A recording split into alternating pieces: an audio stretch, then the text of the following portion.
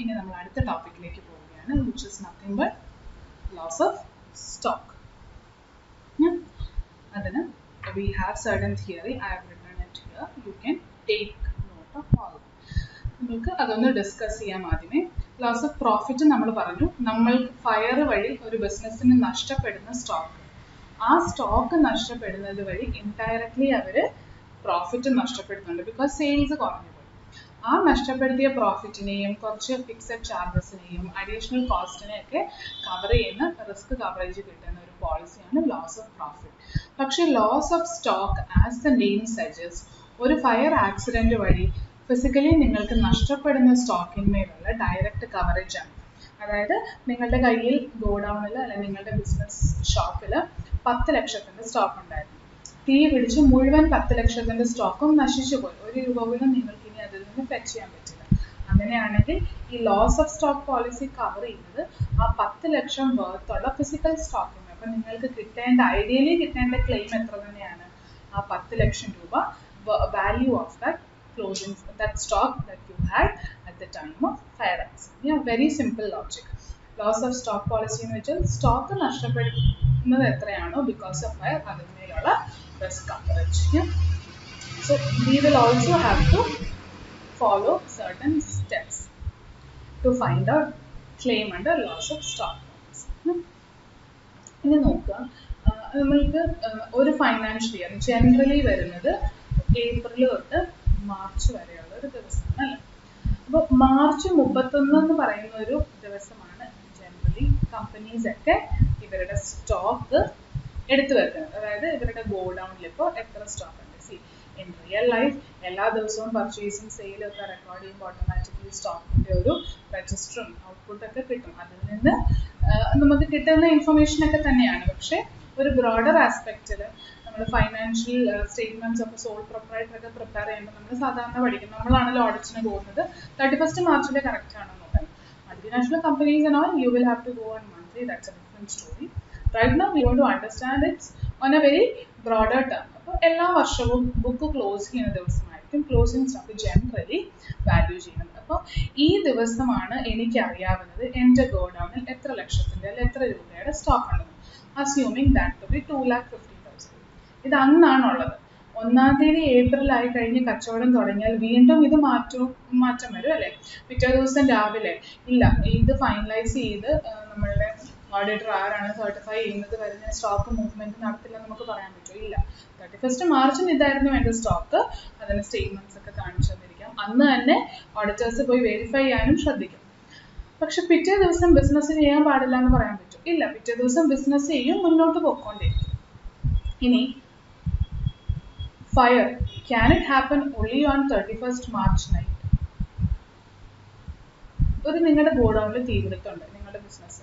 അത് 31 മാർച്ചിന് അല്ലെങ്കിൽ നിങ്ങൾ ബുക്ക് ക്ലോസ് ചെയ്യുന്നത് ഏത് ദിവസം? 31 മാർച്ച് ആയിക്കോട്ടെ, 31 ഡിസംബർ ആയിക്കോട്ടെ, എന്ന് വേണമെങ്കിലും അന്ന് രാത്രിയിൽ നിങ്ങളുടെ ബുക്ക് ക്ലോസ് എല്ലാം കഴിഞ്ഞു, സ്റ്റോക്കിന്റെ ഫിസിക്കൽ വെരിഫിക്കേഷനും കഴിഞ്ഞ് എല്ലാവരും വീടുകളിലേക്ക് മടങ്ങിപ്പോയി കഴിഞ്ഞാൽ മാത്രമേ ഫയർ ആക്സിഡന്റ് ഉണ്ടാവുമെന്ന് പറയാൻ പറ്റുള്ളൂ. That can happen if it's a intentional fire. That's different story. Unintentional ആയിട്ട് ഒരു ആക്സിഡന്റ് ആയിട്ട് ഒരു ഫയർ നടക്കുന്നത് എന്ന് വേണമെങ്കിലും ആവാം. അത് ഒരിക്കലും നമ്മൾക്ക് 31 മാർച്ചിന് നമ്മൾ ബുക്ക് ക്ലോസ് ചെയ്യുന്ന ദിവസം ആവുന്നത് വാശി പിടിക്കാൻ പറ്റില്ല അല്ലേ. So what if fire occurred on 25th June 2020? പിന്നെയും അടുത്ത ഫൈനാൻഷ്യൽ ഇയർ സ്റ്റാർട്ട് ചെയ്തു, ബിസിനസ് ഒക്കെ തുടങ്ങി. കുറേ ദിവസങ്ങൾ കഴിഞ്ഞു, 2-2.5 മാസത്തോളം കഴിഞ്ഞു. 2.5 മാസം കഴിഞ്ഞപ്പോഴാണ് എന്ത് സംഭവിക്കുന്നത്? ഫയർ വരുന്നത്. Now tell me, ഈ പോളിസി എന്താണ്? Loss of stock. ഫയർ വഴി നിങ്ങൾക്ക് നഷ്ടം വന്ന സ്റ്റോക്ക് കണ്ടുപിടിക്കാനുള്ള അല്ലെ, ആ സ്റ്റോക്കിന്മേലാണ് നിങ്ങൾക്ക് കവറേജ് കിട്ടുന്നത്. ഇനി പറയൂ, 25 ജൂണിന് രാവിലെ ഫയർ വന്നപ്പോൾ അന്ന് നിങ്ങളുടെ കയ്യിൽ എത്ര രൂപയുടെ സ്റ്റോക്ക് ഉണ്ട്? 2.5 ലക്ഷം തന്നെ ആകണമെന്നുണ്ടോ? 2.5 ലക്ഷം 2.5 മാസത്തിന് മുന്നേ ആയിരുന്നു. അത് കഴിഞ്ഞിട്ട് കുറേ ദിവസങ്ങൾ കടന്നുപോയി, ഒത്തിരി ബിസിനസ് നടന്നു. ഈ സ്റ്റോക്ക് കൂടിയിട്ടുണ്ടാവാം, കുറഞ്ഞിട്ടുണ്ടാവാം, നമുക്കറിയില്ല അല്ലേ. സോ 25th ജൂണിന് നിങ്ങളുടെ കയ്യിൽ എത്ര സ്റ്റോക്ക് ഉണ്ടായിരുന്നു, അതിനാണ് ഈ റിസ്ക് കവറേജ് കിട്ടാൻ. അതായത് ഫയർ നടന്ന അന്ന് ദിവസം രാവിലെ അല്ലെ ആ സമയത്തുണ്ടായിരുന്ന സ്റ്റോക്കിനാണ് risk coverage. Not the stock that was there in my financial statement ക്ലോസിൽ. അത് സെയിം ആകുവാണ്, സെയിം ഡേറ്റിൽ തന്നെയാണ് ഫയർ നടക്കുന്നത്, അല്ല 2.5 മാസം കഴിഞ്ഞിട്ടാണ് ഫയർ നടക്കുന്നത്. ബട്ട് സ്റ്റോക്കിൽ മൂവ്മെന്റ് ഇല്ല, provided you have not done any business for 2.5 months. അങ്ങനെയൊക്കെ ആണെങ്കിൽ same amount. But otherwise generally business will continue and your stock would have been different on the date of fire അല്ലേ. അപ്പോൾ നമ്മൾ ആദ്യം ഇതിനറിഞ്ഞിരിക്കേണ്ടത് നമ്മൾക്ക് risk coverage കിട്ടുന്നത് fire നടന്ന അന്ന് എൻ്റെ കയ്യിൽ എത്ര സ്റ്റോക്ക് ഉണ്ടായിരുന്നു എന്നതിനെ ഡിപ്പെൻഡ് ചെയ്തിരിക്കും. സോ സ്റ്റോക്ക്, ഇനി നമ്മൾക്ക് ആ സ്റ്റോക്കിനെ ഒരു പേര് വിളിക്കാം, stock on date of fire. It is no longer closing stock എന്ന് നമ്മൾ അതിനെ പറയുന്നത്, stock on date of fire. എന്തുകൊണ്ടാണ് ക്ലോസിംഗ് സ്റ്റോക്ക് എന്ന് നമ്മൾ വിളിക്കുന്നത്? എപ്പോഴും എന്നാണ് ബാലൻസ് ഷീറ്റ് ക്ലോസ് ചെയ്യുന്ന അല്ലെ ബാലൻസ് ഷീറ്റ് പ്രിപ്പയർ ചെയ്യുന്ന ഫൈനാൻഷ്യൽ ഇയർ ക്ലോസിന്റെ ആ ദിവസമാണ് ക്ലോസിംഗ് സ്റ്റോക്ക് എന്ന് പറഞ്ഞ് നമ്മളുടെ കയ്യിലുള്ള സ്റ്റോക്കിന് നമ്മളൊരു പേര് കൊടുക്കുന്നത്. പക്ഷേ ഇത് അങ്ങനെയാണ് അല്ല, ഇത് ക്ലോസിംഗ് സ്റ്റോക്ക് അല്ല. എന്നാൽ ബിസിനസ് മുന്നോട്ട് പൊക്കോണ്ടിരുന്നപ്പോൾ ഇടയ്ക്ക് എവിടെ വെച്ചോ ഫയർ വന്ന് നഷ്ടപ്പെടുത്തിയതാണ്. സോ അതിന് നമ്മൾ മറ്റൊരു പേരാണ് വിളിക്കുന്നത് stock on date of fire. These can be same in certain very rare situation. That is another concept. Now, how will you find out what is the stock on date of fire? എങ്ങനെ നിങ്ങൾക്ക് അറിയാൻ പറ്റും?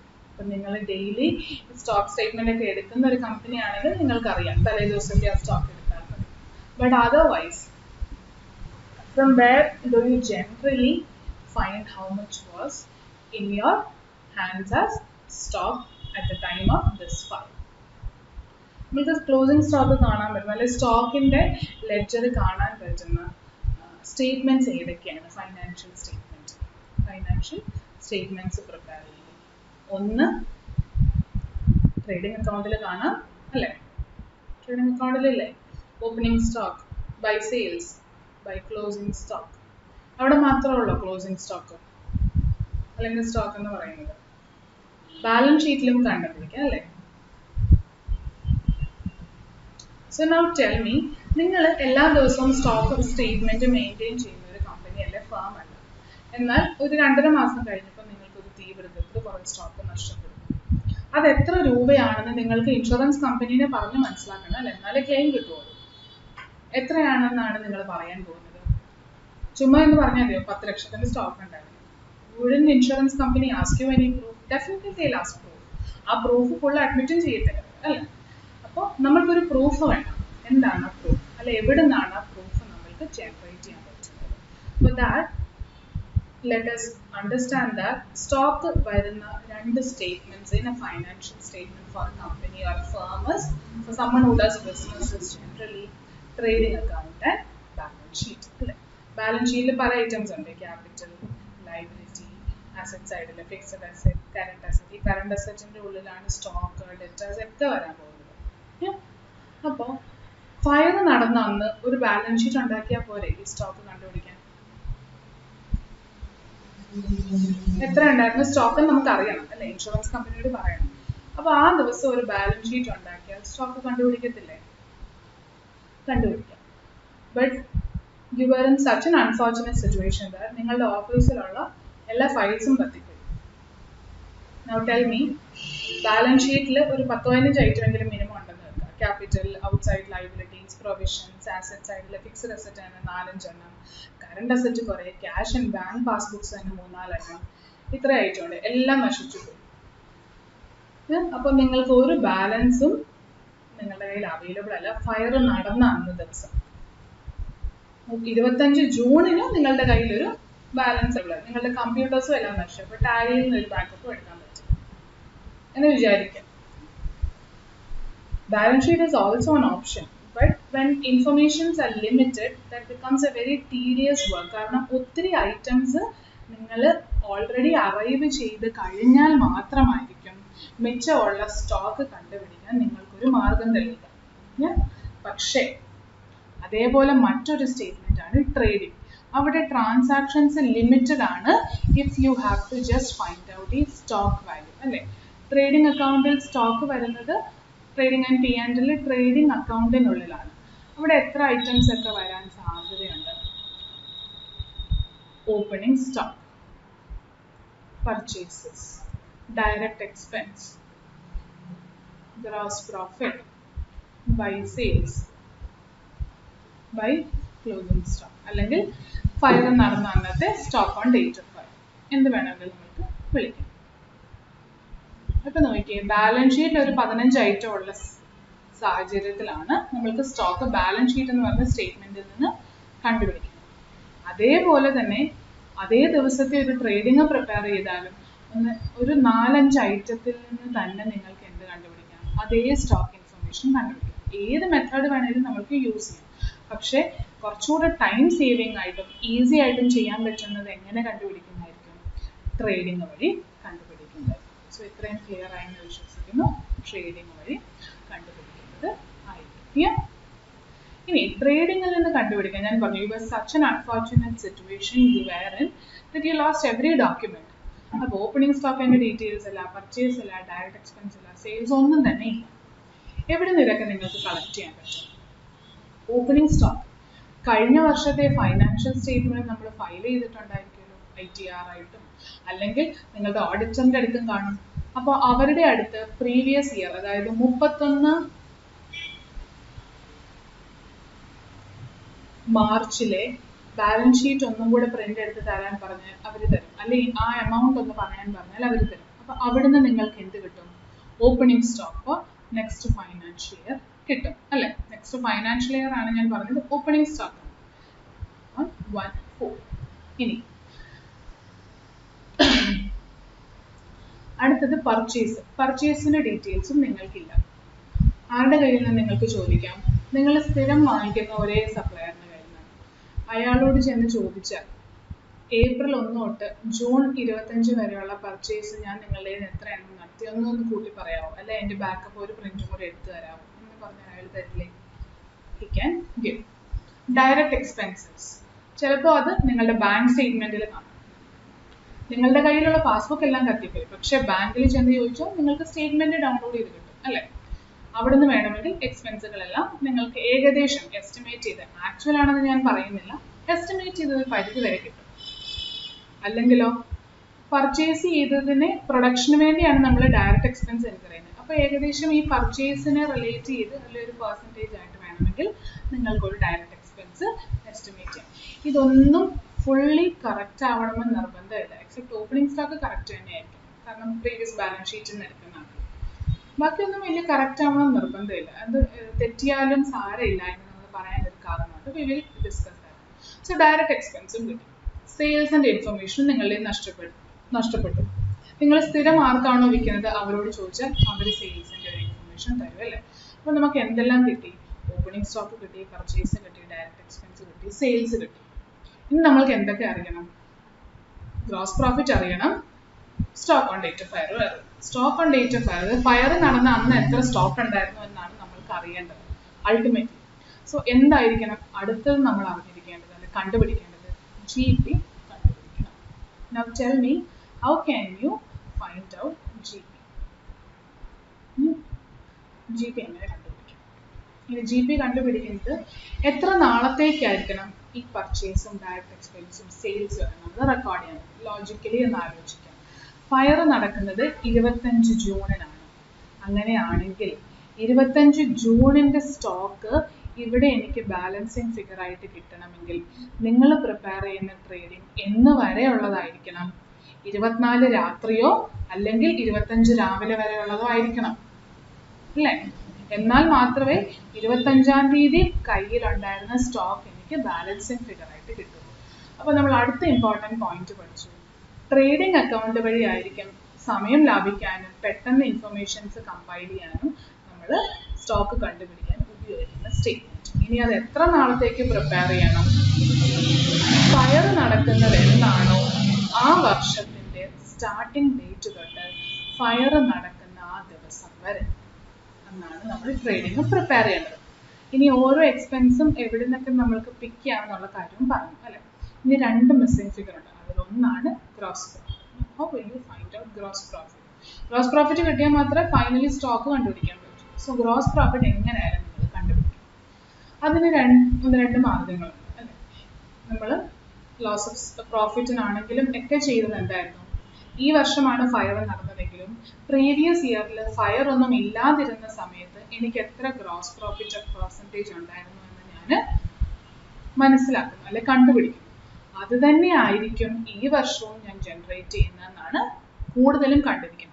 ഇല്ല, എല്ലാ വർഷവും എനിക്ക് 2% വീതം profit കൂടുന്നുണ്ട്. അങ്ങനെയാണെങ്കിൽ പ്രീവിയസ് ഇയറിന്റെ GP കണ്ടുപിടിച്ചാൽ അതിൻ്റെ കൂടെ ഒരു 2% ആഡ് ചെയ്താൽ എനിക്ക് ഈ ഒരു സമയത്തെ ഈ കറണ്ട് ഇയർ ഫയർ നടന്ന ആ വർഷത്തെ GP കണ്ടുപിടിക്കാൻ പറ്റുകയില്ല. യെസ്, ഇതെല്ലാം എസ്റ്റിമേഷൻ ആണ്. അതുകൊണ്ടാണ് ഞാൻ വീണ്ടും പറഞ്ഞത് ഇതൊന്നും ആക്ച്വൽ എൻറ്റയർലി ടു ഡോട്ട് അല്ലെങ്കിൽ ടു ഫൈനൽ ഡെസിമൽസ് വരെ സെയിം ആവണമെന്ന് നിർബന്ധമില്ല. Reasons we will discuss. So GP നമ്മൾക്ക് പ്രീവിയസ് ഇയറിൽ നിന്ന് കണ്ടുപിടിക്കാം. So first step is to finding out the gross profit ratio. ഇത് നിങ്ങൾ സ്റ്റെപ്സ് നിങ്ങളുടെ നോട്ടിലേക്ക് എഴുതിയെടുത്തോളൂ കേട്ടോ. ഗ്രോസ് പ്രോഫിറ്റ് റേഷ്യോ എന്തിനാണ് ഗ്രോസ് പ്രോഫിറ്റ് റേഷ്യോ കണ്ടുപിടിക്കുന്നതെന്ന് നമ്മൾ ആദ്യമേ തന്നെ പറഞ്ഞു. ഫയർ നടന്ന ആ ദിവസത്തെ സ്റ്റോക്ക് കണ്ടുപിടിക്കും. And we are going to use trading account. Balance ഷീറ്റും നമ്മുടെ കയ്യിൽ അവൈലബിൾ ആണ്, യൂസ് ചെയ്യാം. പക്ഷേ ബാലൻസ് ഷീറ്റ് പ്രിപ്പയർ ചെയ്യാൻ പോയാൽ ഒത്തിരി ഇൻഫർമേഷൻ വേണ്ടി വരും. ഫിക്സഡ് ആസെറ്റ് രജിസ്റ്ററും കത്തിപ്പോയി. ഫിക്സഡ് ആസെറ്റ്സ് അന്ന് വാങ്ങിച്ചവരെയൊക്കെ പോയി കണ്ടുപിടിച്ച് അവരുടെ കയ്യിൽ നിന്ന് ആ ഇൻഫർമേഷനൊക്കെ എടുക്കുക. അല്ലെങ്കിൽ പ്രീവിയസ് ബാലൻസ്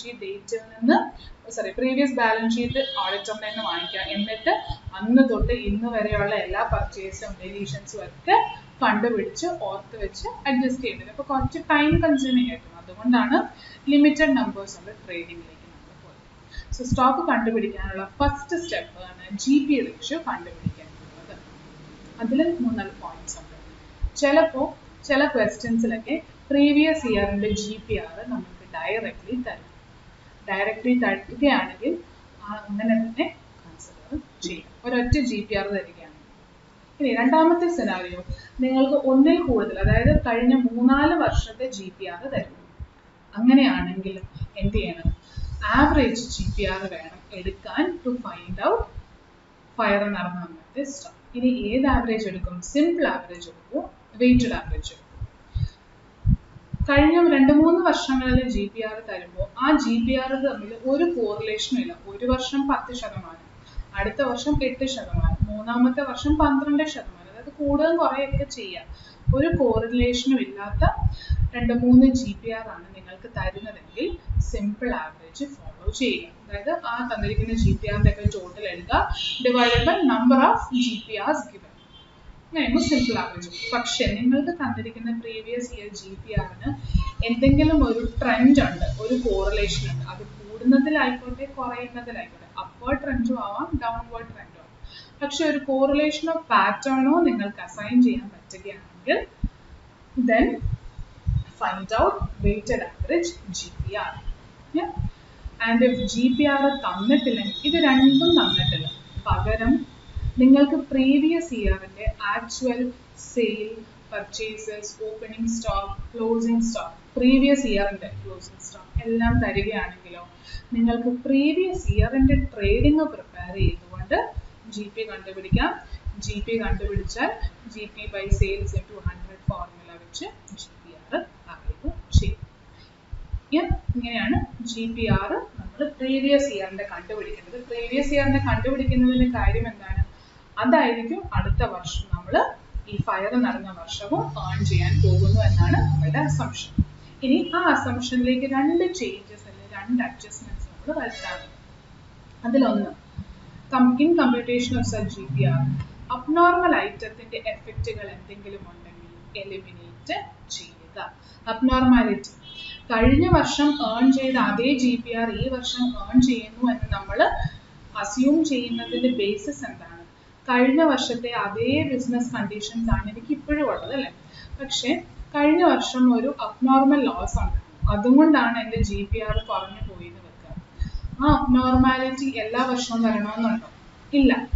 അടുത്ത വർഷം അബ്നോർമാലിറ്റി ഇല്ലാണ്ടിരിക്കും അല്ലേ? അപ്പോൾ അതിൻ്റെ എഫക്റ്റ്, വല്ലപ്പോഴും വരുന്ന ഒരു അബ്നോർമാലിറ്റിയുടെ എഫക്റ്റ് ഒരിക്കലും നമ്മുടെ ക്ലെയിം കമ്പ്യൂട്ടേഷനെ ബാധിക്കാൻ പാടില്ല. അതുകൊണ്ടാണ് അബ്നോർമൽ ഐറ്റംസിനെ നമ്മൾ എലിമിനേറ്റ് ചെയ്യുന്നത്. ഇതൊക്കെ നമുക്ക് പ്രോബ്ലം വഴി മനസ്സിലാക്കാം, എക്സാമ്പിൾസ് വഴി. ഇനി അവസാനത്തെ പോയിന്റ്, GPR കണ്ടുപിടിക്കുമ്പോൾ നമ്മൾ പറഞ്ഞു കഴിഞ്ഞ വർഷത്തെ GPR നമ്മൾ അടുത്ത വർഷവും ഏൺ ചെയ്യുന്നു എന്ന് പറഞ്ഞ് മുന്നോട്ട് പോവുകയാണ് അല്ലേ. അതിന്റെ മറ്റൊരു ബേസിസ് കഴിഞ്ഞ വർഷം ഏത് പ്രൈസിനാണോ വാങ്ങിച്ചത് വിറ്റത് അതേ പ്രൈസിനാണ് പെർ യൂണിറ്റിനാണ് ഞാൻ ഈ വർഷവും വാങ്ങിക്കുന്നതും വിൽക്കുന്നതും.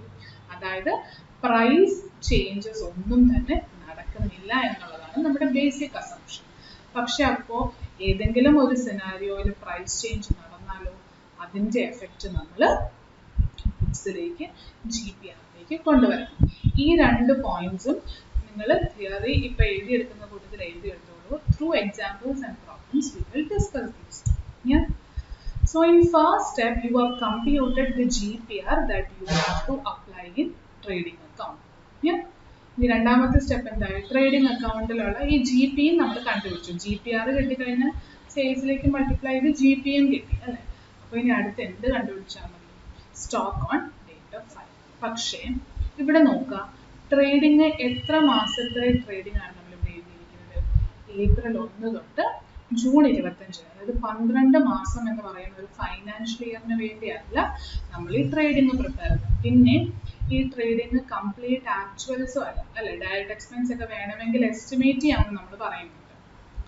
അപ്പോൾ അങ്ങനെ ഈ ഒരു ക്ലെയിമിന് വേണ്ടി മാത്രം നമ്മൾ പ്രിപ്പയർ ചെയ്യുന്ന ട്രേഡിംഗ് ആയത് കാരണം നമ്മൾ ഇതിനൊരു പേര് വിളിക്കും, ഒരു പ്രീഫിക്സോടുകൂടി, മെമ്മോറാണ്ടം ട്രേഡിംഗ്. ഈ മെമ്മോറാണ്ടം എന്ന് പറഞ്ഞ പേര് നിങ്ങൾ ഡിപ്പാർട്ട്മെന്റിലും കേട്ടിട്ടുള്ളതാണ്. അതുപോലെ തന്നെ മെമ്മോറാണ്ടം ട്രേഡിംഗ് ആണ് നിങ്ങൾ ഫയർ നടന്ന ആ ദിവസം വരെയുള്ള സ്റ്റോക്ക് കണ്ടുപിടിക്കാൻ വേണ്ടി പ്രിപ്പയർ ചെയ്യുന്ന ട്രേഡിങ്ങിന്റെ പേര് മെമ്മോറാണ്ടം ട്രേഡിംഗ് അക്കൗണ്ട്. അതിൽ GP ഒക്കെ ഇൻപുട്ട് ചെയ്താൽ നിങ്ങൾക്ക് കിട്ടാൻ പോകുന്ന ക്ലോസിംഗ് സ്റ്റോക്കിന്റെ സ്ഥാനത്ത് വരുന്ന amount is nothing but fire വന്ന ആ ദിവസത്തെ സ്റ്റോക്കാണ്. അതിന് നമ്മളൊരു പേര് വിളിക്കും stock on date of fire. അതാണ് ബാലൻസിംഗ് ഫിഗർ ആയിട്ട് നമ്മൾ അറൈവ് ചെയ്യുന്നത്.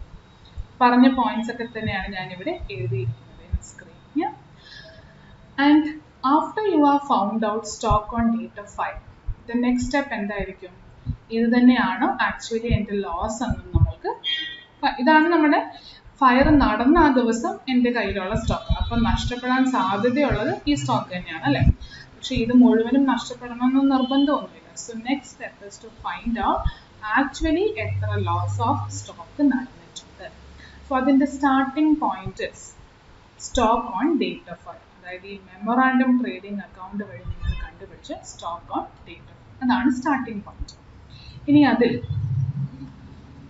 എന്തെങ്കിലും സാൽവേജ് ചെയ്യും, അതായത് തീ പിടിച്ച അന്ന് നിങ്ങൾ തൊട്ടടുത്തുണ്ടായിരുന്നു, നിങ്ങളൊരു ഈ ആക്സിഡന്റിനെ കുറിച്ച് അറിഞ്ഞു, നിങ്ങൾ കുറച്ച് ആൾക്കാരൊക്കെ ആയിട്ട് എന്നത് തീ അണച്ച് കുറച്ചെങ്കിലും സ്റ്റോക്ക് രക്ഷിച്ചു, സാൽവേജ് ചെയ്തു. ആ രക്ഷിച്ച സ്റ്റോക്കൊക്കെ നിങ്ങൾക്ക് ഓപ്പൺ മാർക്കറ്റിൽ വിൽക്കാവുന്നതേ ഉള്ളൂ. സോ അതിൻ്റെ അർത്ഥം ആ ഫയറിൻ്റെ അന്ന് ഉണ്ടായിരുന്ന മുഴുവൻ സ്റ്റോക്കും നഷ്ടപ്പെട്ടോ? ഇല്ല. മുഴുവൻ സ്റ്റോക്കും നഷ്ടപ്പെട്ടിട്ടില്ലെങ്കിൽ ഇൻഷുറൻസ് കമ്പനി ആ മുഴുവൻ സ്റ്റോക്കിനും ക്ലെയിം തരേണ്ട കാര്യമുണ്ടോ? ഇല്ല. നഷ്ടപ്പെട്ടതിന് മാത്രം അവർ ക്ലെയിം തന്നാൽ മതി. അതുകൊണ്ടാണ് സാൽവേജ് ചെയ്യാൻ പറ്റിയിട്ടുണ്ടെങ്കിൽ ആ സാൽവേജിനെ കുറയ്ക്കാൻ നമ്മൾ പറയും. ഇനി അതിൽ വളരെ ഇമ്പോർട്ടൻ്റ് ആയിട്ടുള്ളൊരു പോയിന്റ് ഉണ്ട്, salvage value retained by the enterprise. In some cases salvage ചെയ്തെടുത്ത സ്റ്റോക്ക് ആർക്ക് എടുത്തുകൊണ്ട് പോവാം? ഇൻഷുറൻസ് കമ്പനിക്ക് എടുത്തുകൊണ്ട്, എന്നിട്ട് പറയാം ഞങ്ങളത് വിറ്റോളാം എന്ന് വേണമെങ്കിൽ പറയാം. ചില സാഹചര്യങ്ങളിൽ സാൽവേജ് വാല്യൂ ആരുടെ കയ്യിൽ തന്നെ വെച്ചേക്കും, സാൽവേജ് ചെയ്ത് രക്ഷിച്ചെടുത്ത സ്റ്റോക്ക് ആ കമ്പനിയുടെ കയ്യിൽ തന്നെ, അതായത് കമ്പനിക്ക് വിൽക്കാൻ പറ്റും. അപ്പോൾ ആ വിറ്റ് കഴിഞ്ഞാൽ കമ്പനി ആയിരിക്കും സെയിൽസ് കിട്ടുന്നതും പ്രോഫിറ്റ് അതിൽ നിന്ന് എന്തെങ്കിലും ജനറേറ്റ് ചെയ്തിട്ടുണ്ടെങ്കിൽ ജനറേറ്റ് ചെയ്യും.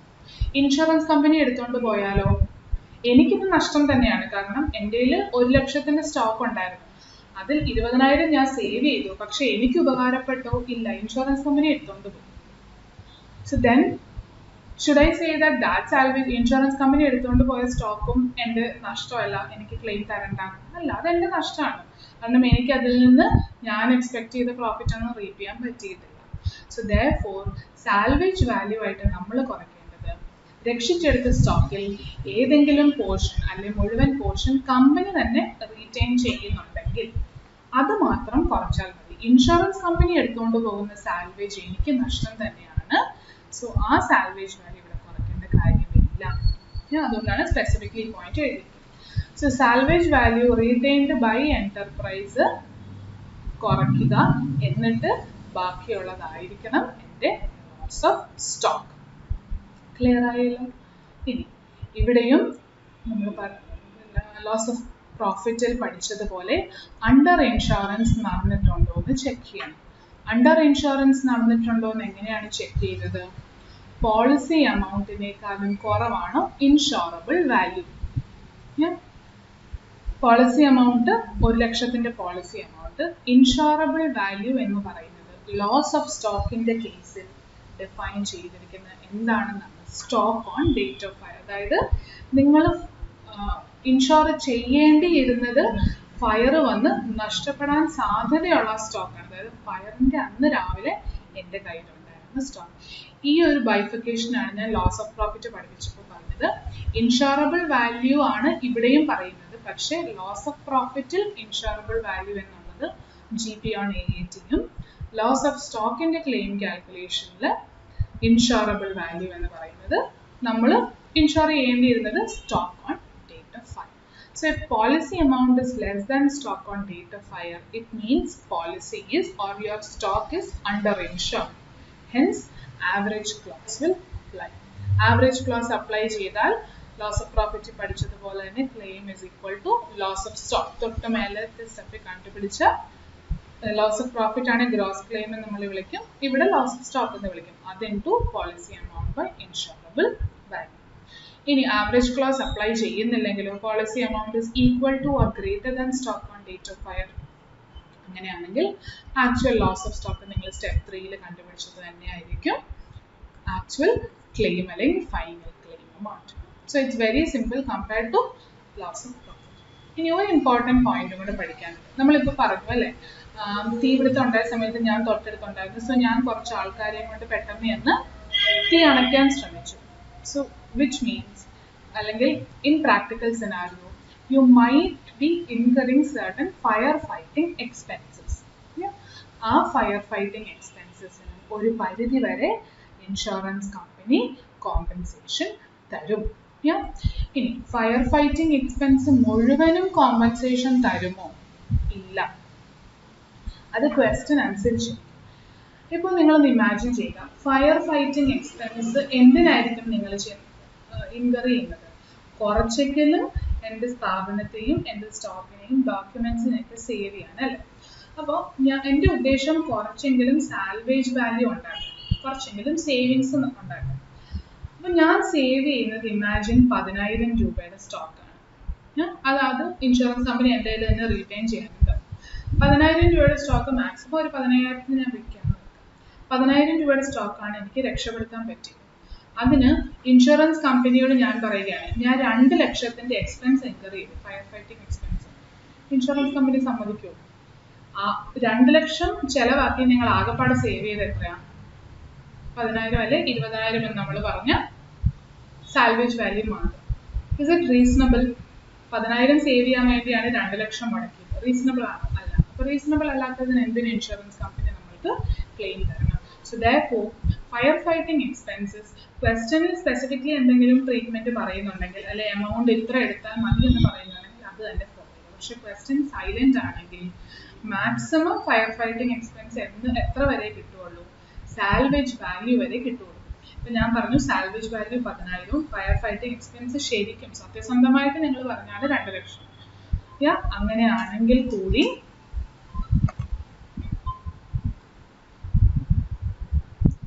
കമ്പനി നമ്മൾക്ക് മാക്സിമം നിങ്ങൾ സേവ് ചെയ്ത സാൽവേജ് വാല്യൂ ആയ 10,000 മാത്രമായിരിക്കും ഫയർ ഫൈറ്റിംഗ് എക്സ്പെൻസ് ആയിട്ട് കോമ്പൻസേറ്റ് ചെയ്യാൻ പോകുന്നത്. ഇനി ഫയർ ഫൈറ്റിംഗ് എക്സ്പെൻസിനും ആവറേജ് ക്ലോസ് ആപ്ലിക്കബിൾ ആണ്. അതായത് ഫയർ ഫൈറ്റിംഗ് എക്സ്പെൻസ് എന്തെങ്കിലും ഉണ്ടെങ്കിൽ ആദ്യമേ ചെക്ക് ചെയ്യണം സാൽവേജ് വാല്യൂവിനേക്കാളും കൂടുതലാണോ എന്ന്.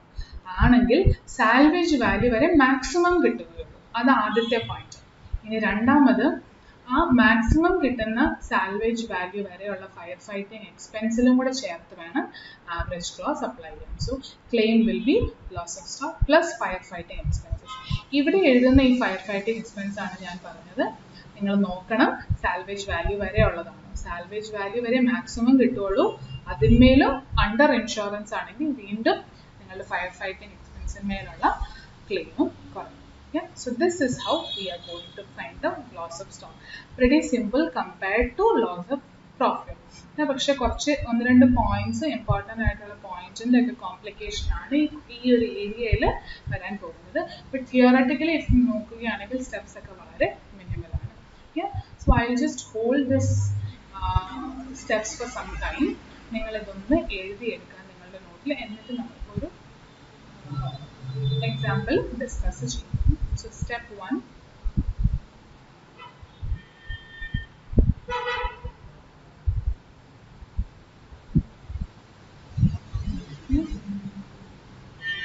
step 2,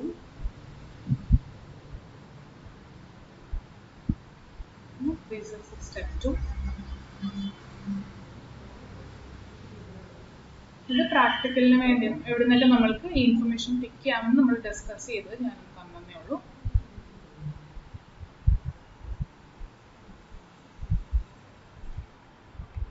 Then you have step 3, and finally step 4.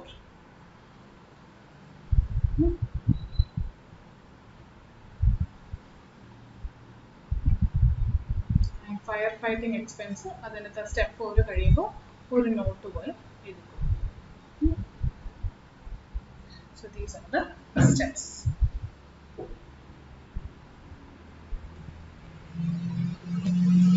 Now നമുക്ക് രണ്ട് എക്സാമ്പിൾ പെട്ടെന്ന് ചെയ്തു തീർക്കാം. Then we will wind up today's class. Example ആണ്, നിങ്ങളുടെ ഹാൻഡ് ഔട്ടിൽ കാണണമെന്നില്ല. So make sure you write down these questions. The amount of insurance claim to be lodged based on the following information: value of stock destroyed by fire, insurance policy amount, subject to average clause, and value of stock salvaged from fire. നമ്മളോട് claim കണ്ടുപിടിക്കാനാണ് പറഞ്ഞിരിക്കുന്നത്. Policy amount വന്നിട്ടുണ്ട്, salvage വന്നിട്ടുണ്ട്, stock destroyed by fire. So how will we find out? Let us take up these points. Policy amount is nothing but നിങ്ങൾ insure ചെയ്തിരിക്കുന്ന amount. Value of stock salvaged from fire, നിങ്ങൾ രക്ഷിച്ചെടുത്ത stock. ഇവിടെ retained by enterprise എന്ന് പറയുന്നത്, പക്ഷേ we are assuming that it is retained by enterprise. അല്ലെങ്കിൽ insurance company എടുത്തോണ്ട് പോകുന്നതാണ് ഇവർ പറഞ്ഞത്. ഇനി ആദ്യത്തേത് value of stock destroyed by fire. Fire വഴി നഷ്ടപ്പെടുത്തിയ സ്റ്റോക്ക്. ഇതിലപ്പോൾ ക്ലെയിം കണ്ടുപിടിക്കാൻ എന്താ ഉള്ളത്? Value of stock destroyed by fire is 90,000 ആണ്. Read the wordings again. Value of stock destroyed by fire.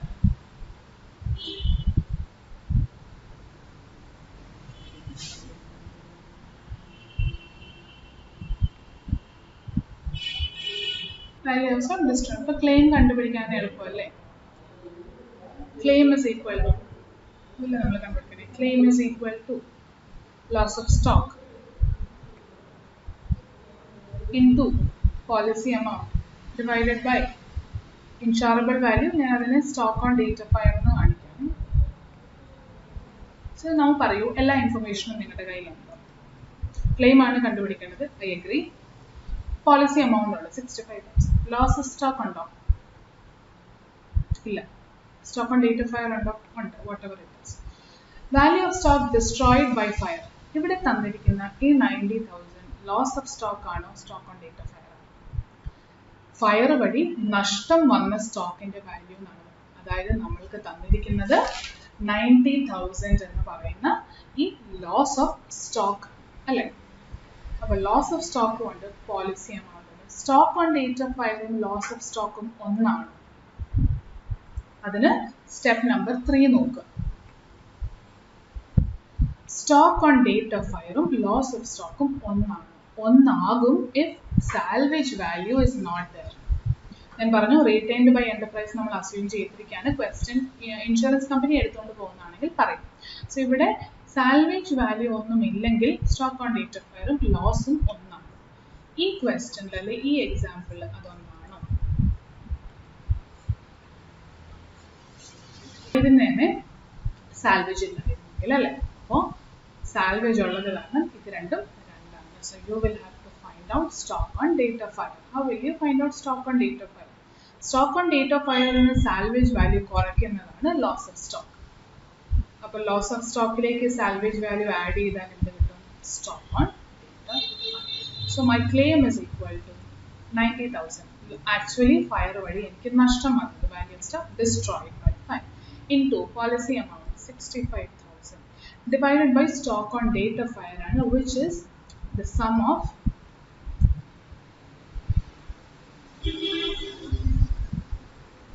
salvage value as well as my loss of stock. So therefore 90,000 into 65,000 divided by 1,20,000, nothing but 45,000. Okay. ഇതൊക്കെ 2 മാർക്സിനോ 3 മാർക്സിനോ 2 മാർക്സിനൊക്കെ നിങ്ങൾക്ക് ഒരു sub question ആയിട്ടൊക്കെ വരാൻ സാധ്യതയുള്ളതാണ് ഈ ഒരു ചെറിയ area. Full fledge problem ആയിട്ട് ഇല്ലെങ്കിലും ഇങ്ങനെയാണെങ്കിലും ക്വസ്റ്റൻ ഒക്കെ വരും. So make sure you understand. Next we are going to focus on the point mentioned in step number 1. In computation of such GPR, effect of abnormal items shall be eliminated എന്ന് പറഞ്ഞ ആ point അബ്നോർമാലിറ്റിനെ eliminate ചെയ്യുന്നതിനെ കുറിച്ചാണ് നമ്മൾ അടുത്ത് എടുക്കാൻ പോകുന്ന example. So ഇതൊന്ന് എഴുതിയെടുക്കുക example. Calculate GPR for the calendar year 2016 in the below case. Opening stock under purchases, wages, sales, closing stock. Stock at the end of each year നിങ്ങളോട് എന്താണ് കമ്പ്യൂട്ട് ചെയ്യാൻ പറഞ്ഞിരിക്കുന്നത്?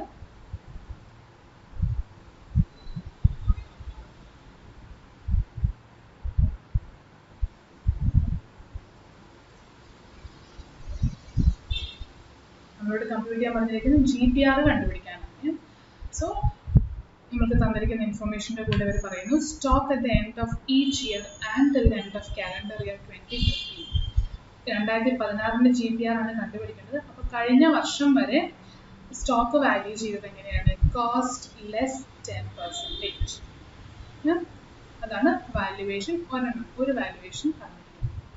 രണ്ടാമത്തെ വാല്യുവേഷനെ കുറിച്ച് പറയുന്നത് എന്നാൽ 2016 തൊട്ട് there was a change in the valuation of closing stock which was ascertained by adding 10% to this cost. അതായത് 2015 അവസാനം വരെ വാല്യുവേഷൻ നടന്നത് സ്റ്റോക്കിന്റെ 10% ആക്ച്വൽ കോസ്റ്റിന്റെ കൂടെ കൂട്ടിയിട്ടാണ്. അതിന്റെ എഫക്റ്റ് എവിടെ വന്നിട്ടുണ്ട്? അപ്പോൾ ഓപ്പണിംഗ് സ്റ്റോക്കിൽ വന്നിട്ടുണ്ട്. 2016 തുടക്കം മുതൽ സ്റ്റോക്ക് വാല്യുവേഷൻ എങ്ങനെയാണ് നടക്കുന്നത്? ആക്ച്വൽ കോസ്റ്റിന്റെ കൂടെ 10% കൂട്ടി. അതായത് 2016 തന്ന ക്ലോസിംഗ് സ്റ്റോക്കിൽ ആ എഫക്റ്റ് കയറിയിട്ടുണ്ട്. ഇനി 2016 കാലണ്ടർ ഇയറിനാണ് ഫുൾ ഇൻഫർമേഷൻ തന്നിരിക്കുന്നത്. അപ്പോൾ ജൂൺ 16 അതായത് ആ കാലണ്ടർ ഇയറിന്റെ ഇടയ്ക്കുള്ള ഒരു മാസം goods costing 2 lakh were consignment ആയിട്ടു but were lost in an accident against which insurance company paid only 30%. അതായത് ഒരു ആക്സിഡന്റ് വഴി 2 ലക്ഷം രൂപ കോസ്റ്റ് ഉള്ള സാധനങ്ങൾക്ക് നഷ്ടപ്പെട്ടു. സോ ഏത് പോയിന്റുമായിട്ട് റിലേറ്റഡ് ആണ്? GPR കണ്ടുപിടിക്കാനുള്ള പോയിന്റ് ആണ്. പക്ഷെ എയും അല്ല ബിയും അല്ല. GPR കഴിഞ്ഞ വർഷത്തെ ഡയറക്റ്റ്ലി കമ്പനിക്കാണോ അല്ലെ 2-3 GPR തന്നിട്ടുണ്ട്? ഇല്ല. പകരം പ്രീവിയസ് ഇയറിന്റെ ട്രേഡിംഗ് ഇൻഫർമേഷൻ ആണ് നമുക്ക് തന്നത്. അത് വെച്ചിട്ട് നമ്മൾ GPR കണ്ടുപിടിക്കണം. അങ്ങനെ കണ്ടുപിടിക്കേണ്ട സമയങ്ങളിൽ ഈ 2 എഫക്ട്സ് നമ്മൾ അഡ്ജസ്റ്റ് ചെയ്യണം. അതിൽ ആദ്യത്തെ എഫക്റ്റ് അബ്നോർമൽ ഐറ്റത്തിന്റെ എഫക്റ്റ് എലിമിനേഷൻ ആണ് നമ്മൾ ഈ ഒരു എക്സാമ്പിളിൽ കാണാൻ പോകുന്നത്. ഇത് മെമ്മറാണ്ടം ട്രേഡിംഗ് ആണോ നോർമൽ ട്രേഡിംഗ് ആണോ? ഫസ്റ്റ് സ്റ്റെപ്പാണ് GPR കണ്ടുപിടിക്കുന്ന സ്റ്റേറ്റ് ആണ് which is nothing but trading account. Memorandum trading എപ്പോഴാണ് വരുന്നത്? ഫയർ നടക്കുന്ന ആ വർഷം തുടങ്ങുന്നത് മുതൽ ഫയർ വരെയുള്ള ഫിഗേഴ്സ് എസ്റ്റിമേറ്റ് ചെയ്ത് നിങ്ങൾ എഴുതുന്നു. ഞാൻ പറഞ്ഞു പല സമയങ്ങളിലും നമ്മൾ എസ്റ്റിമേഷൻ ആണ് നടത്തുന്നത്. അത് കുഴപ്പമില്ല എന്ന് പറഞ്ഞതിൻ്റെ റീസൺ എന്താണ്? ഞാൻ റീസൺ പിന്നീട് പറയാമെന്ന് പറഞ്ഞു. എന്തായിരുന്നു അതിൻ്റെ റീസൺ? നമ്മൾ അൾട്ടിമേറ്റ്ലി കണ്ടുപിടിക്കാൻ പോകുന്നത് എന്താണ്? ഇന്ന ദിവസം ഫയർ നടന്നപ്പോൾ എൻ്റെ കയ്യിൽ ഏകദേശം ഉണ്ടായിരുന്ന സ്റ്റോക്ക് ഇത്ര വിലയുള്ളതാണ് അല്ലേ? അതിനാണ് ഞാൻ ക്ലെയിം ആയിട്ട് സബ്മിറ്റ് ചെയ്യുന്നത്. പക്ഷേ ക്ലെയിം ആയിട്ട് സബ്മിറ്റ് ചെയ്യുന്നത് ഫുള്ളി ഇൻഷുറൻസ് കമ്പനി സമ്മതിക്കണമെന്നുണ്ടോ? ഇല്ല. They will also have certain valuations and parameters to check. എന്നിട്ടാണ് നമ്മൾക്ക് ക്ലെയിം അഡ്മിറ്റ് ചെയ്ത് കിട്ടുന്നത്. അത് മോസ്റ്റ് ഓഫ് ദ കേസസ് ഒരിക്കലും നമ്മൾക്ക് ചോദിക്കുന്ന അത്രയും ക്ലെയിം കിട്ടാൻ പോകുന്നില്ല. സോ നമ്മൾ എസ്റ്റിമേറ്റ് ചെയ്ത് ക്ലെയിം കണ്ടുപിടിച്ചത് തെറ്റാണെന്ന് വിചാരിക്കേണ്ട. അൾട്ടിമേറ്റ്ലി അവരും നമ്മളുടെ ക്ലെയിം ഫുള്ളി അഡ്മിറ്റ് ചെയ്യാൻ പോകുന്നില്ല. അതിൽ ചെയ്താലും ചില അഡ്ജസ്റ്റ്മെന്റ്സ് ഒക്കെ വരും. So estimation is still fine. നമ്മളൊരു റീസണബിൾ ബേസിസിൽ കണ്ടുപിടിച്ച് ഒരു ഏകദേശം സാമ്യമുള്ള ഒരു എമൗണ്ട് സെയിം ആണെന്ന് നമ്മൾ മാക്സിമം വിശ്വസിക്കുന്നു, പക്ഷേ അത് തന്നെ ഫുള്ളി ആക്ച്വൽ ആയിട്ട് നമുക്ക് കിട്ടാനും പോകുന്നില്ല. So estimation to some extent fine. അതുകൊണ്ടാണ് ഡയറക്റ്റ് എക്സ്പെൻസ് ഒക്കെ പർച്ചേസിന്റെ ബേസിൽ ചെയ്തോളാം നമ്മൾ പറഞ്ഞത് 100%. സോ ട്രേഡിംഗ് അക്കൗണ്ട് ആണ് നമ്മൾ പ്രിപ്പയർ ചെയ്യുന്നത് പ്രീവിയസ് ഇയറിന്റെ. പറഞ്ഞു GPR കണ്ടുപിടിക്കാൻ നേരത്ത് അബ്നോർമാലിറ്റി എന്തെങ്കിലും ഉണ്ടെങ്കിൽ എലിമിനേറ്റ് ചെയ്യണം. ഇവിടെയുള്ള ആദ്യത്തെ അബ്നോർമാലിറ്റി എന്താണ്? ഓപ്പണിംഗ് സ്റ്റോക്ക് വാല്യുവേഷൻ നടന്നത് കോസ്റ്റ് ലെസ് 10% ആണ്. അതായത് ഇവിടെ തന്നിരിക്കുന്ന ഈ എമൗണ്ട് ശരിക്കും ഞാൻ ചെലവാക്കിയ അത്രയും കോസ്റ്റ് കാണിക്കുന്നില്ല, പകരം അതിൻ്റെ 90% കാണിക്കുന്നുള്ളൂ. പക്ഷേ ക്ലെയിം കണ്ടുപിടിക്കാൻ നേരത്ത് ഈ ഒരു അബ്നോർമാലിറ്റിയും എൻ്റെ ക്ലെയിമിനെ എഫക്റ്റ് ചെയ്യാൻ പാടില്ല. നമ്മൾ ഓപ്പണിംഗ് സ്റ്റോക്ക് ഇത്രയും കുറച്ച് എഴുതുമ്പോൾ എന്താണ് സംഭവിക്കുന്നത്? നമ്മൾക്ക് കിട്ടാൻ പോകുന്ന ഗ്രോസ് പ്രോഫിറ്റ് കൂടിപ്പോകും അല്ലേ? ഓപ്പണിംഗ് സ്റ്റോക്ക് 100% കാണിക്കേണ്ടതിന് പകരം നമ്മൾ 90% കാണിച്ചു. ആ 90% വെച്ച് തന്നെ നമ്മൾ കമ്പ്യൂട്ടേഷൻ മുന്നോട്ട് പോയാൽ നമ്മൾക്ക് കിട്ടാൻ പോകുന്ന GP കൂടിയിരിക്കും. 100ന് പകരം ഡെബിറ്റ് സൈഡ് 90 ഉള്ളൂ. അപ്പോൾ 10 രൂപയുടെ ഡിഫറൻസ് എങ്ങോട്ടേക്ക് കയറി വരും? ബാലൻസിങ് ഫിഗർ ആയിട്ട് നമ്മൾ എഴുതുന്ന ഗ്രോസ് പ്രോഫിറ്റിലേക്ക് കയറി വരും. ആ ഗ്രോസ് പ്രോഫിറ്റ് ബേസ് ചെയ്തിട്ടാണ് നിങ്ങൾ GPR കണ്ടുപിടിക്കുന്നത്. ആ GPR ബേസ് ചെയ്താണ് നിങ്ങൾ മെമ്മോറാണ്ടം ട്രേഡിങ്ങിൽ stock on date of fire കണ്ടുപിടിക്കുന്നത്. ആ stock on date of fire ആണ് നമ്മുടെ ലോസ് ഓഫ് സ്റ്റോക്ക് ആയിട്ടും ക്ലെയിം ആയിട്ടും നമ്മൾ അൾട്ടിമേറ്റ്ലി പോകും. അതായത് നമ്മളുടെ വാല്യുവേഷനിൽ തെറ്റ് സംഭവിക്കുന്നത് ഇൻഡയറക്ട്ലി ആരെ ഇമ്പാക്ട് ചെയ്യും? നമ്മുടെ ക്ലെയിമിനെ ഇമ്പാക്ട് ചെയ്യും. അപ്പോൾ ആ നോർമാലിറ്റി ഒന്നും ഇൻഷുറൻസ് കമ്പനി തരേണ്ട കാര്യമില്ല. അത് നിങ്ങൾക്കും ലോസ് ആവാം, അവർക്കും ലോസ് ആവാം, രണ്ടും സമ്മതിച്ചു കൊടുക്കേണ്ട കാര്യമില്ല. ഇല്ല, നിങ്ങളുടെ വാല്യുവേഷനിൽ വന്ന ഒരു എറർ അവർ ബെയർ ചെയ്യേണ്ട കാര്യമുണ്ടോ? ലോസ് ഇല്ല. സോ ദെയർഫോർ അവർ പറയാണ് അബ്നോർമാലിറ്റി എല്ലാം എലിമിനേറ്റ് ചെയ്യുക. How will you eliminate? 5,76,000 represents 90%. How much is 100%? Therefore, my actual opening stock after eliminating effect of abnormality is 6,40,000. Then I have purchases. Purchases ഒന്നും തന്നെ ഇല്ല, directly നമുക്ക് ലാസ്റ്റ് ഇയറിന്റെ ഇൻഫർമേഷൻ പിക്ക് ചെയ്യാം. പിന്നെ wages തന്നിട്ടുണ്ട് 4 lakh, അതിലും ഒന്നും പറയുന്നില്ല. സോ ആക്ച്വൽ എക്സ്പെൻസ് കറക്റ്റ് തന്നെയാണ് തന്നിരിക്കുന്നത് 4 lakh. അബ്നോർമാലിറ്റി ഉള്ള എല്ലായിടത്തും എലിമിനേറ്റ് ചെയ്യണം. ഇനി അടുത്തത്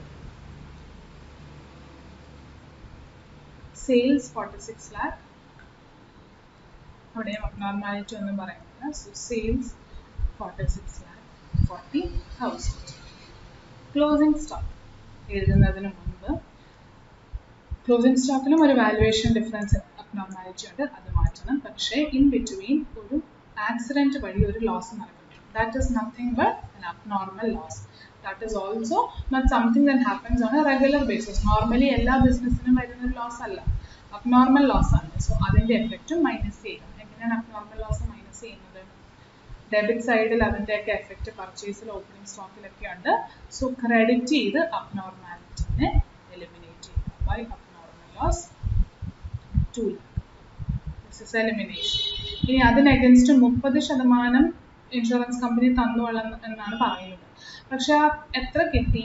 2 lakhൽ ആക്ച്വലി നഷ്ടം ബാക്കി 70%. അതൊക്കെ എവിടെയാണ് അഫക്റ്റ് വരുന്നത്? ശരിക്കും P&L അക്കൗണ്ട്. നമ്മൾ P&L അക്കൗണ്ട് പ്രിപ്പയർ ചെയ്യുന്നുണ്ടോ? ഇൻഫർമേഷൻ ഉണ്ടെങ്കിൽ വേണമെങ്കിൽ പ്രിപ്പയർ ചെയ്യാം. പക്ഷെ നമുക്ക് ഈ ഒരു ക്വസ്റ്റ്യനിൽ GPR കണ്ടുപിടിക്കാനാണ് പറഞ്ഞത്. അത് എവിടം വരെ മതി? ട്രേഡിങ്ങിനകത്തും നമുക്ക് കണ്ടുപിടിക്കാം. ബാക്കി എത്ര എക്സ്ട്രാ നിങ്ങൾ എഴുതിയാലും നിങ്ങൾക്ക് മാർക്കൊന്നും കിട്ടാൻ പോകും. Therefore, if you want, നിങ്ങൾക്ക് വേണം വർക്കിംഗ് നോട്ട് ആയിട്ട് ഇവിടെ എവിടെയെങ്കിലും എഴുതാം. ടോട്ടൽ ലോസ് 2 lakh ആണ്, അതിൽ 30% നോർമൽ ലോസിന്റെ ഇൻഷുറൻസ് കമ്പനി തരാൻ പോകുന്ന ക്ലെയിം 30% ആണ്, which is nothing but 60,000. ബാക്കി 70% is my actual loss taken to P&L. 1,40,000. ഇങ്ങനെ വേണമെങ്കിൽ നിങ്ങൾക്ക് ആഗ്രഹം ഉണ്ടെങ്കിൽ എഴുതിക്കോളൂ. പക്ഷെ ട്രേഡിങ്ങിൽ അടുത്ത് ഈ ഒരു ബൈഫിക്കേഷന്റെ ആവശ്യം ഇല്ല. സോ അബ്നോർമാലിറ്റി, അടുത്ത അബ്നോർമാലിറ്റി എലിമിനേറ്റ്. ഇനി ക്ലോസിംഗ് സ്റ്റോക്ക് നോക്കാൻ 9,68,000. പക്ഷേ 2016 തുടങ്ങിയപ്പോൾ മുതൽ അവർ എന്ത് ചെയ്യുക? ക്ലോസിംഗ് സ്റ്റോക്ക് വാല്യൂ ചെയ്യാൻ നേരത്ത് ദേ ആഡഡ് കോസ്റ്റ് ഓഫ് 10%. അതായത് ശരിക്കും ഇത്രയും കാശ് മുടക്കിയിട്ടില്ല, പക്ഷെ അതിൽ കൂടുതലാണ് വാല്യുവേഷൻ്റെ ഭാഗമായിട്ട് കാണിച്ചത്. So therefore eliminate that abnormality as well. 9,68,000 is 110%. So how much is 100%? 8,80,000. So എല്ലാ abnormalityയും eliminate ചെയ്ത് കഴിഞ്ഞാൽ പിന്നെ you can find out gross profit as a balancing figure. Balancing figure ആയതുകൊണ്ടാണ് ഞാൻ പറഞ്ഞത് abnormality ഒന്നും eliminate ചെയ്തില്ലെങ്കിൽ അതിൻ്റെ എഫക്റ്റ് ഒക്കെ എവിടെ കയറി വരും, ഈ ബാലൻസിങ് ഫിഗറിലേക്ക് വരും.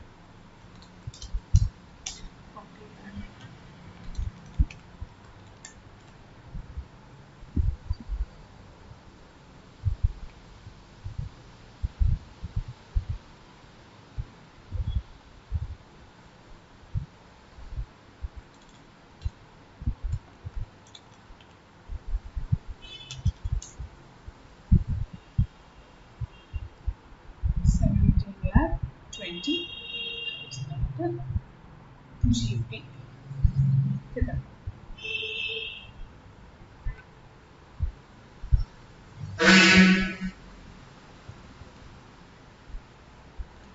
Next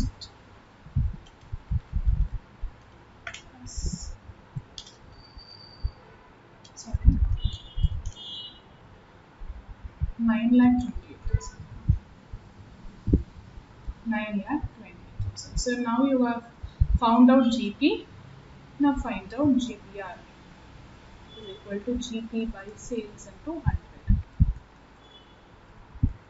9,28,000 divided by 46,40,000 into 100. That is 20%. Yeah. So this is the GPR that you will use in memorandum trading if you are to prepare in this question. ഇനി ഈ അബ്നോർമാലിറ്റി ഒന്നും മാറ്റിയില്ലായിരുന്നെങ്കിലോ, ഇവിടെ 5,76,000, ഇവിടെ 9,16,000. അപ്പോൾ അതിൻ്റെ എഫക്റ്റ് നിങ്ങളുടെ ഗ്രോസ് പ്രോഫിറ്റിൽ കയറി വരും. അപ്പം നിങ്ങൾക്ക് കിട്ടാൻ പോകുന്ന പെർസെൻറ്റേജും തെറ്റിപ്പോകും. അതായത് ആ പെർസെൻറ്റേജ് തെറ്റിയാൽ നിങ്ങളുടെ ക്ലെയിം വരെയുള്ള കാൽക്കുലേഷൻസ് ഒക്കെ തെറ്റുണ്ട്. എസ്റ്റിമേഷൻ ആണ്. സോ ആക്ച്വലി ആണ് നമുക്ക് ഒരിക്കലും പറയാൻ പറ്റും. പക്ഷേ ഇത് മാനുവൽ നമ്മൾ അറിഞ്ഞുകൊണ്ട് വരുത്തുന്ന ഒരു എററാണ്. Estimation since you are not able to collect all actual information, നിങ്ങൾ ഏകദേശം ഒരു ധാരണ വെച്ചിട്ട്, എന്ന് വെച്ച് ഫുൾ എസ്റ്റിമേഷൻ അല്ല, ഒരു പരിധി വരെ ഞാൻ പറഞ്ഞില്ലേ പല സോഴ്സിൽ നിന്നും നമ്മൾ കളക്ട് ചെയ്യുന്ന ഇൻഫർമേഷൻ അപ്പോൾ ഒരു പരിധി വരെ ശരിയായിരിക്കും, എക്സാക്ട് ഡെസിമൽ സെയിം ആവില്ല എന്ന് മാത്രമേ. But effect of abnormality should be eliminated.